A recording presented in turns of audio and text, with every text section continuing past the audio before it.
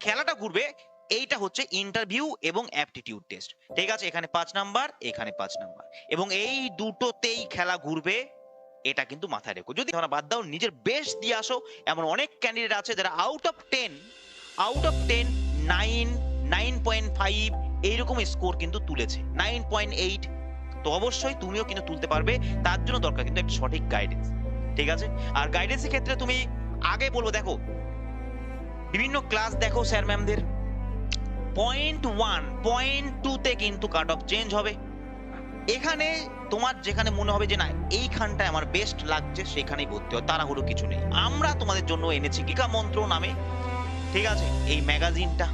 এখানে দুটো জিনিসকে আমরা কভার করবো, ইন্টারভিউ এবং ডেমনস্ট্রেশন। ইন্টারভিউ প্রথমে হবে কি ক্লাস, তোমাকে ক্লাসে প্রথমে শেখানো হবে যে কত ধরনের কোশ্চিন হতে পারে, একটা সিঙ্গেল কোশ্চিন, ঠিক আছে, তো এই টপিকের বাইরে যাবে না।